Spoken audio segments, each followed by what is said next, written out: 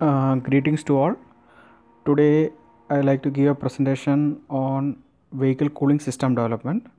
The topics involve product development cycle, benchmarking, Excel calculations, 1D simulation, CAE DVP, 3D CFD simulation, CAE simulation,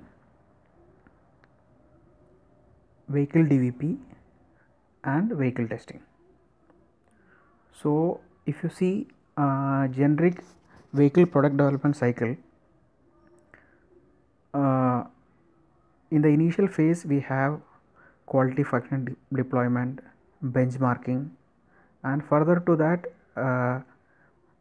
there will be system specifications will be derived, and further it will be shared to supplier for the development. So this is a typical product development cycle followed in Tata Motors. So the prototypes, mule, climate prototype, validation prototype, and production prototypes are made for validation after the design phase is completed. So after initial phase of project, then we will be doing benchmarking, in which we'll select some vehicle in the product category in which the product is supposed to be launched, and for different systems we will do benchmarking. There are different sites like A2Mech1 which provide data on a paid basis. For cooling system, radiator size, fan size, front opening area are the critical parameters of measurement, and from the testing side we may benchmark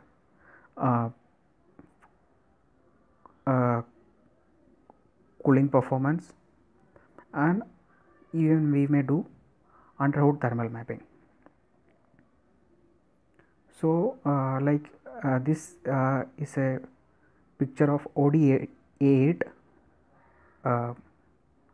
fan and shroud. So you see that shroud cutouts and flaps are provided.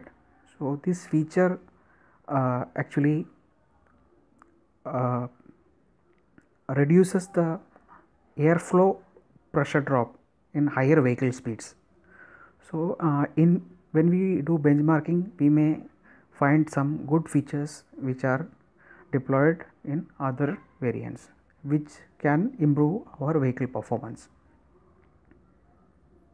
So coming down to Excel calculations, so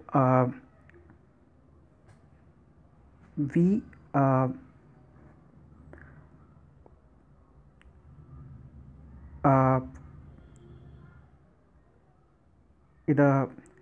from the combustion in the engine, 1/3 of the heat is mostly goes through exhaust, and 1/3 is transfers to the cooling system, and 1/3 is provided as a power. So we may have to cool power equivalent to the engine power output. In addition, there may be heat addition from the AC system, charger, cooler, etc. So in the for Excel calculations, from the coolant flow we can calculate the coolant flow per tube, and then we can calculate the Reynolds number, and from that we can calculate Nusselt number, and further we can calculate the heat transfer coefficient for the coolant side and the air side. From these two values we can calculate the overall heat transfer coefficient, and from the formula Q is equal to UA logarithmic mean temperature difference. if Q is available, U is available, and if we can assume some value of logarithmic mean temperature difference, area of the area requirement of the radiator can be calculated. So this mostly in OEMs we have some kind of 1D simulation tools for the initial calculations. So these 1D simulation tools don't require the detailed 3D models, and the individual component parameters available from the component level testing can be directly inputted to give the performance on the vehicle level. So some of the 1D simulation tools available are GT Suite and Coolie.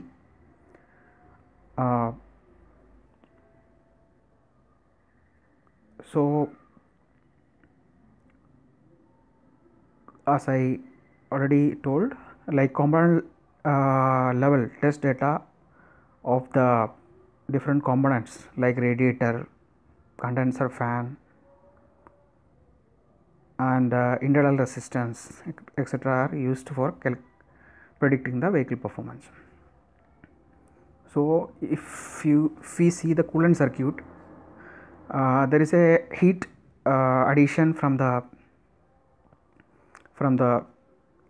engine cooling gallery, and the oil cooler, and from the EGR cooler. So this is a typical circuit. In this circuit you can see the coolant circuit of coolant flow from the engine. There is a heat addition from the EGR oil cooler, and in the air side we see there is a charger cooler or intercooler, and there is a condenser which rejects the heat from the AC circuit. So like similar circuit can be made in the 1D simulation tools like GT Suite and Coolie, and the parameters, performance parameters of the radiator, charger cooler, and the condenser, etc. can be inputted to predict the vehicle level performance. So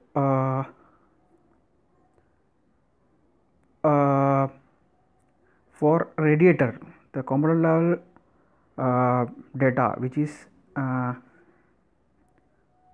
inputted to the software are coolant pressure drop versus the internal flow, and air side pressure drop versus the external airflow rate, radiator heat rejection versus airflow at different coolant flow rates. With this data it predicts the performance on the vehicle level.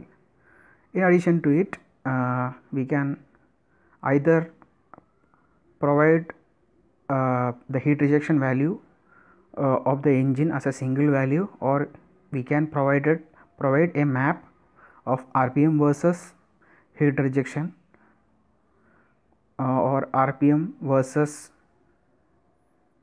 brake mean effective pressure versus heat flow, to simulate the condition in the different conditions. Mostly we do testing in the severe conditions like max power and max torque conditions, to ensure that the system meets in the all conditions. So we have the CAE DVP. In CAE mostly we check the radiator performance in a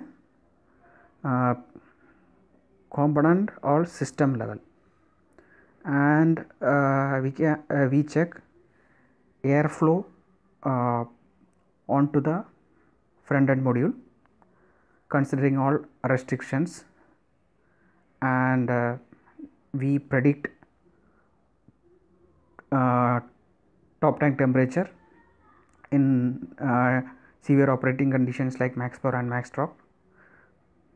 System level pressure drop are also predicted in CAE, and it is compared with the acceptance values. Further, we do digital mockup for seeing the accessibility and maintainability of the components of the cooling system. DMU is done both in considering the in the production and in the service.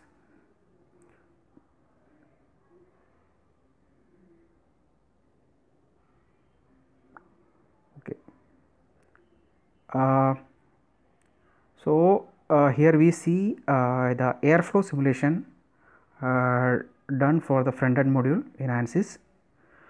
So we see that without air seals, there is lot of low velocity area in the center, and with by providing the air seals and air guides, the airflow is improved in the front area. The typical acceptance for max speed condition is around 8 meter per second in front of the CRFM module.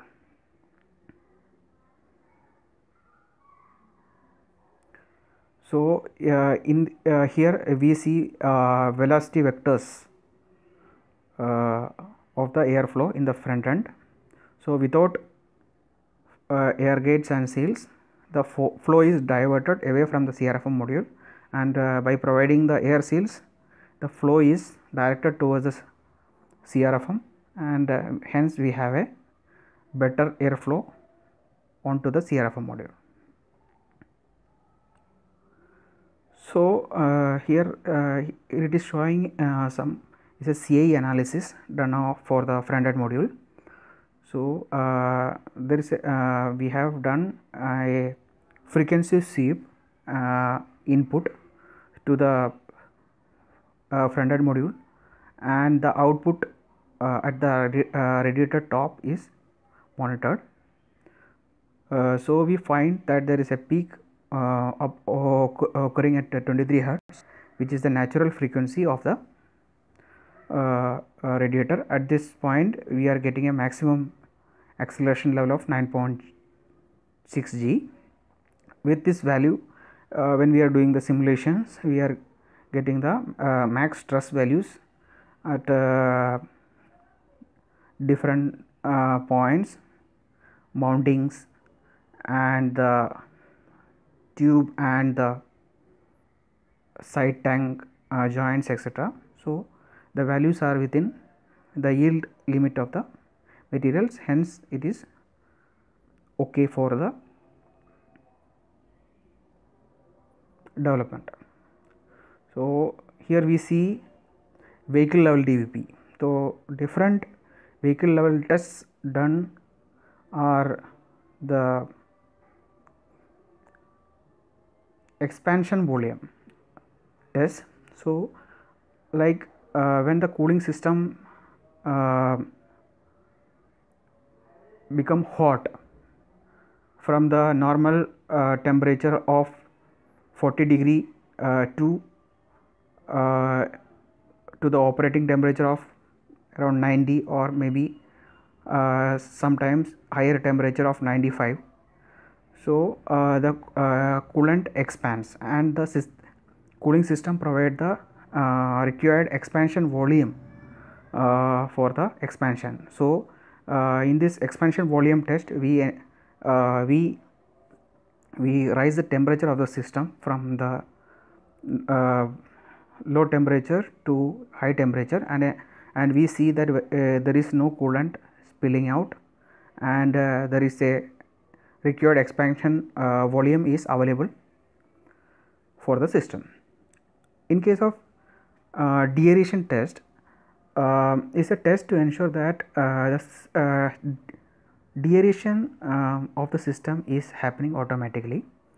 So in case there is a air trap happens in the cooling system, it reduces the performance of the system, and also it can lead to the failure of the uh, water pump blades, etc. So we usually provide deaeration tubes from typical top locations where the air can get trapped to the uh, expansion or the recovery tank to allow deaeration of the system. So in case of deaeration test, we install glass tubes in the radiator inlet pipe, and we fill the coolant from a MD position, and then we see that there is no air bubbles are observed in the glass tube. So it should happen within 10 to 15 minutes from the filling. So in the filling test, we fill the coolant and check that the filling is happening properly to the required quantity easily. We check for the water pump flow in different RPMs. Airflow is also checked in the idling, max torque RPM and max power RPM, that whether it is within the limit. Usually the typical airflow requirements are like 2.5 meter per second in front of condenser in idle, around 4 meter per second in max torque condition, and around 8 meters per second in the max power. And we see the engine cooling performance in max power and max torque conditions. Except it is checked in the higher ambient of 50 degree, and the coolant temperature should not exceed 110 degree, and coolant temperature should not exceed 135 degree.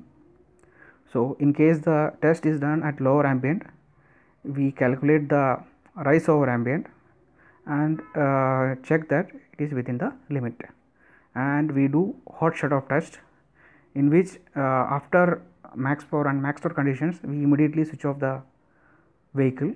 So in case of a mechanical fan, the fan switches off suddenly, the ram air also stops, and the heat get rejected suddenly.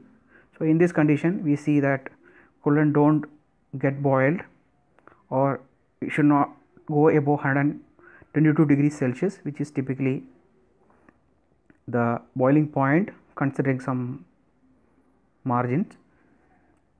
And we do third gear towing test for simulating the GART operations, and even we do the actual GART tests.